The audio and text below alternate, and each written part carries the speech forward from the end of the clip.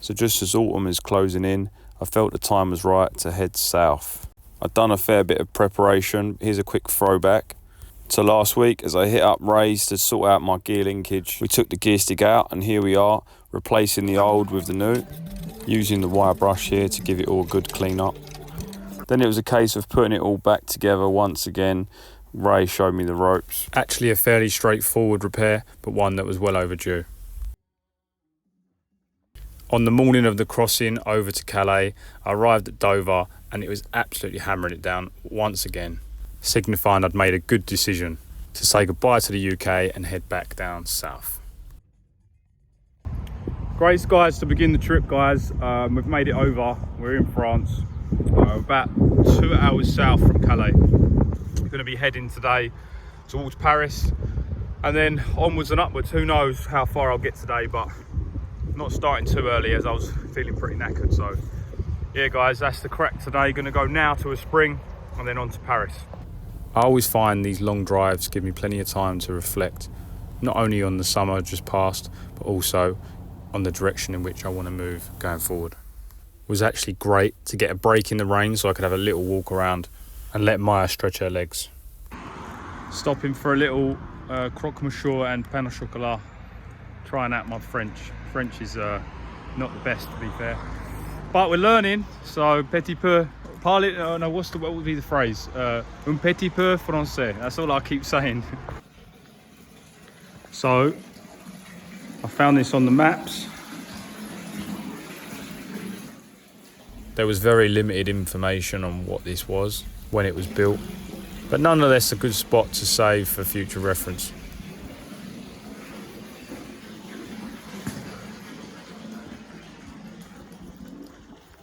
So it's been a bit of a funny one. So as I was getting set up to fill up on the water, a hiker walked past and I said to her, "Oh, is this water any good to drink?"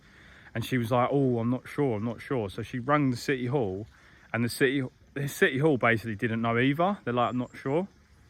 And I was trying to say to her, "Where's the water coming from? Like, is it coming from is it deep in the ground? Is it coming from the river?"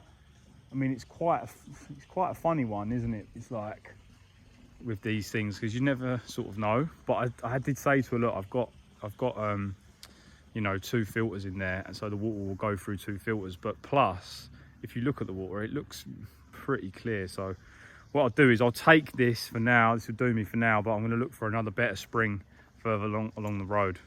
By the spring is a beautiful little camping spot with barbecues all set up and quite flat ground. I imagine with some decent weather this would be a good place to come. So I've saved this on the maps for future reference. For more info on how to find this spot, please get in touch. But seeing the rain falling at regular intervals, I made a commitment to try and head south as quickly as I can. And so next stop, here we are at the iconic Arc de Triomphe. As the name suggests, this was built to celebrate one of Napoleon's military victories. Yes guys, what's going on? I'm here in Paris. I made it to the Arc de Triomphe this morning. Been trying to get like a break in the traffic to get like a good photo, but it's like near on impossible. It's just constant traffic, constantly cars going past, stopping, whatever else. So yeah, man. It's fairly understandable to acknowledge that this monument took more than 30 years to build. And one last random fact on this is it sits 164 feet tall.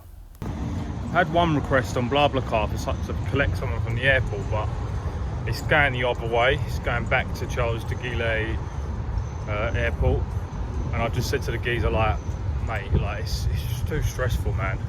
It's stressful enough. Like yesterday, mate, I was in gridlock. Like it's like 9 o'clock at night. It was just complete gridlock for like 20 minutes. Didn't move. Like the cities, man. It's just mental." And for this reason, to be honest, I ain't going to spend too much time today in Paris. I'm just going to go and see the Eiffel Tower. I thought it was quite ironic to find stacks and stacks of gear being chucked around the back of Paris's Environmental Council. In all fairness, I just had a look at the Arc de Triomphe, and I just need to stand there in awe a little bit, just for a moment, just looking at the complexity and the, you know, when you see these things, it was like this, I had the same feeling when I was in Rome. Looking at like the Colosseum and some of these things, it's like quite astonishing, just like the level of detail and just just what it is you're looking at, you know. The Taj Mahal, some of these things, it's like, yeah, pretty fascinating, to be fair. And of course, not forgetting the icing on the cake, which is the Eiffel Tower, made up of 7,300 tons of metal. I'm here just by the Eiffel Tower, absolutely incredible spot as always. The question I always have when I look at it is, what is it? It just looks to me like a massive radio receiver. Looks like there's some sort of event that's just either finished or started, because there's barriers everywhere, which means you can't really get like properly over, you know, over there involved or whatever else. So time this right, because 10 minutes later it absolutely hammered down again. Come on in. So guys, we're just on our way now out of Paris. I'm just waiting for this guy, BlaBlaCar dude, who I'm picking up, and then we're driving to Les Gomes, wherever that is, 5 hours south. So, nos vamos. Once I'd picked up Arthur, we started heading out of Paris. We drove past a few more key spots. Here's a nice little shot of City Hall, or Hotel de Ville. So I'm here with Arthur. We met on BlaBlaCar, and we're heading, where are we heading to, the place? Orléans. Orléans. It's about, what, 2 hours from Paris? Yeah. We've had a bit of a chat.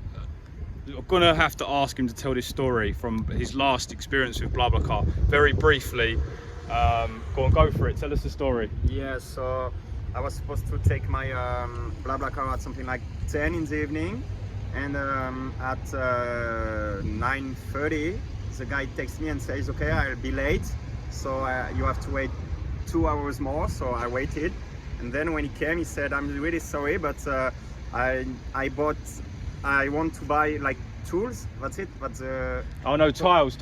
Yeah, the thing you put on the roof tiles, yeah. Yeah, and he said, so we need to go in the countryside, so 50 kilometers away.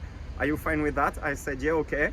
And then he took me, so we went to this place. It was something like 1 in the morning, and then he said, okay, so can you help me to put them in the van? I said, yeah. And so it was something like 1:30 in the morning, and we had like 800 toys.